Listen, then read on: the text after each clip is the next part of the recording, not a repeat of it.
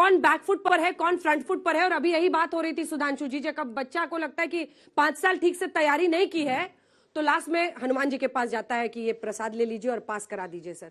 ऐसा कुछ तो नहीं है जिसकी वजह से बजरंगबली का इतना जोर आप लोग लगा रहे हैं?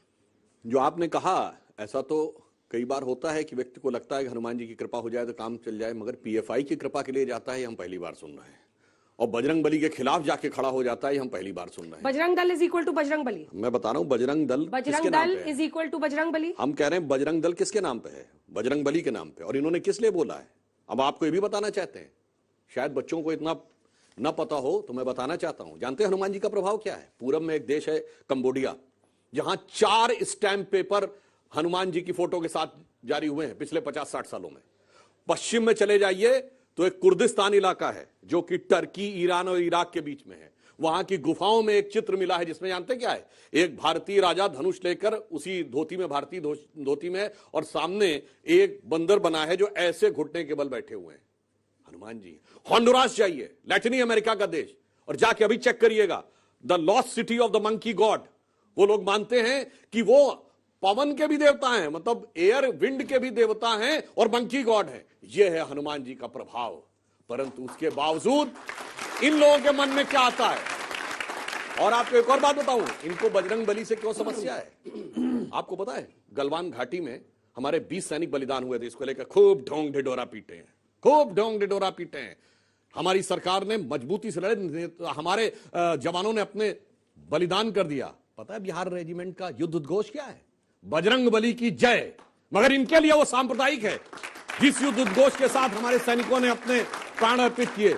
अब मैं अंत में कहना चाहता हूं, मगर समस्या जानते क्या है? एक रामचरितमानस में एक चौपाई है कि सहज पाप प्रिय तामस देहा यथा उलूक ही तम पर नेहा। यानी जिनके मन में पाप प्रवृत्ति बढ़ी होती है, तामसी चीजों के प्रति उनका वैसे ही सहज आकर्षण होता है, इसे शब्दशः न लिया जाए, जैसे उल्लू सहजता से अंधकार की तरफ भागता है, वैसे ही कुछ कुछ इनकी मनोवृत्ति हो गई है कि किसी भी चीज में जो भारत से लेके, भारत के शौर्य से लेके, भारतीय संस्कृति से लेके इतना विराट हो, उसमें कैसे निगेटिविटी ढूंढनी है। और अब एक टेक्निकल बात कह दूं, जो मैं बजरंग दल पे प्रतिबंध लगाने की बात नहीं कह रहे हैं, एक तो ये लगा ही नहीं सकते, पीएफआई पे प्रतिबंध लगा हुआ है और उसके बाद कह रहे हैं हम लगा देंगे। बजरंग दल पे राज्य सरकार लगा ही नहीं सकती, केंद्र सरकार लगा सकती है। और जब केंद्र में इनकी सरकार थी तो ये लगा चुके हैं। ढांचा गिरने के बाद 10 दिसंबर 1992 को इन्होंने संघ और बजरंग दल दोनों प्रतिबंध लगाया। 90 दिन का जो ट्रिब्यूनल के सामने आने का समय होता उसमें कुछ साबित नहीं कर पाए। 4 जून 1993 को कोर्ट के द्वारा खारिज हो गया और कोर्ट ने अपनी रिपोर्ट में जो बाहरी ट्रिब्यूनल ने लिखा है उसने लिखा कोई भी ये सबूत नहीं दे पाए। अरे नोट क्या कह रहे हैं सर? नोट तो नफा नुकसान पहले देखना था। अब ये हनुमान जी की गाथा गा के ताली बजवा रहे हैं, आपको समझ ही नहीं आ रहा है? जय बजरंगबली पीएम बोलते हैं और सुनते हैं ना वहां पे क्या तालियां बज रही हैं। तुलसीदास जी ने कहा है, नाना विधि कही कथा सुहाई, राजनीत भय प्रीत दिखाई। रावण ने माता सीता का हरण किया था तो ऐसे ही छद्म वेश धारण करके किया था। ये कर्नाटका की सत्ता के हरण का ख्वाब देख रहे हैं। इनको मालूम है कर्नाटका की हकीकत, लेकिन खुशफहमी के लिए ये ख्याल अच्छा है। कोई बादल जब नए मौसम का ऐलान करता है, खिजा के बाग में जब एक भी पत्ता नहीं रहता। कर्नाटका में यही हश्र किया है। वहां पर जब नए कोपलों का प्रस्फुटन हो रहा है, क्योंकि 40% के भीषणतम भ्रष्टाचार की भारतीय जनता पार्टी की सरकार। अभी आपने टेलीविजन पर देखा भारतीय जनता पार्टी का नेता ईश्वरप्पा, वो भाषण दे रहा था। कौन है जानते हैं? संतोष पाटिल, भारतीय जनता पार्टी का कार्यकर्ता। वो प्रधानमंत्री को चिट्ठी लिखता रहा, प्रधानमंत्री जी भारतीय जनता पार्टी की इस सरकार में मेरे जैसे कार्यकर्ता से 40% कमीशन मांग रहे हैं। प्रधानमंत्री जी आप हस्तक्षेप कीजिए। सुनिए ना, उसने आत्महत्या कर ली, उसने आत्महत्या कर ली, लेकिन प्रधानमंत्री जी ने हस्तक्षेप नहीं किया। इसी ईश्वरप्पा से बात की, कहा कि मुझे चुनाव जिता देना ईश्वरप्पा। वहां के जो ठेकेदार एसोसिएशन है, 80 वर्ष का बुजुर्ग जो एसोसिएशन का अध्यक्ष था, उसने कहा प्रधानमंत्री जी 40% का कमीशन खाया जा रहा है। क्या किया जानते? उस 80 वर्ष के आदमी को जेल में ठूस दिया इन लोगों ने।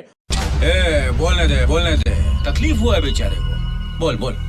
वहां का रुक्सा एक संगठन है जो 13,000 स्कूलों का प्रतिनिधित्व करता है। उसने कहा कि प्रधानमंत्री जी हमसे 40% का कमीशन गरीब बच्चों के आरटी बच्चों के एडमिशन के लिए मांगा जाता है।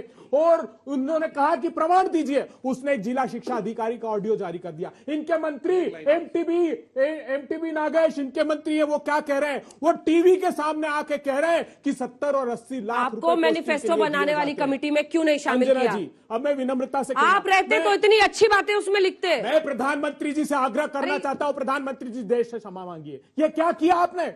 बजरंग बली को नोटिस, स्वयं बजरंग बली के नाम से नोटिस दे दिया। ये क्या किया आपने प्रधानमंत्री जी? आप कह रही थी अंजना जी मुझसे कि कोई राज्य सरकार प्रतिबंध नहीं लगा सकती, ये नोटिफिकेशन है गोवा का। श्री राम सेना पर मोदी जी आपने प्रतिबंध लगाया। भगवान प्रभु श्री राम जो हमारी मर्यादा, वचनों की मर्यादा की खातिर वैभवशाली महल को तज अरे कर तब वन में महल- चले गए, तब issue बनाते ना।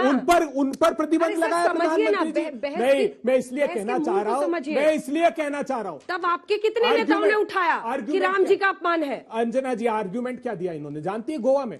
कहा कि हमारा जो वेस्टर्न कल्चर है पब और शराब खाने का, उसको ये श्री राम सेना डिस्ट्रॉय कर देगी, इसलिए हम प्रतिबंध लगाना चाहते सुधांशु जी, हैं। छोटा ये सा देखिए जवाब। ये क्या उसके बाद है? नारी सुधांशु जी बताइए। बजरंग दल के कार्यकर्ता बलराम नाम रखा घर के लोगों ने, बलदाऊ श्री कृष्ण के भाई के नाम पर आईएसआई की जासूसी कर रहा है। एक कार्यकर्ता है इनका जिसकी उत्तर प्रदेश पुलिस ने गिरफ्तार किया पुलिस इंस्पेक्टर की हत्या के लिए। एक दो कार्यकर्ता इनके जो आदिवासी भाइयों की गाय के नाम पर लिंचिंग करते हैं। मैं पूरे संगठन पर आरोप नहीं लगा रहा, लेकिन यह क्या प्रतिबिंबित करता है? नाम रख देने से बजरंग बली के अनुयायी नहीं हो जा सकते। भगवान प्रभु श्री राम वो आस्था के प्रतीक हैं, वो न्याय के प्रतीक हैं। भगवान प्रभु श्री जी। राम बसते हैं जी। तो केवट की नाव में, शबरी के गांव में, न्याय में, वो वैमनस्य की विचारधारा में नहीं बसते, वो नफरत, नकारात्मकता, निराशा में नहीं बसते। ये भगवान राम के प्रति जी। आस्था नहीं रखते, सिर्फ सत्ता की आस्था की भूख कर्नाटका में मिटाना चाहते।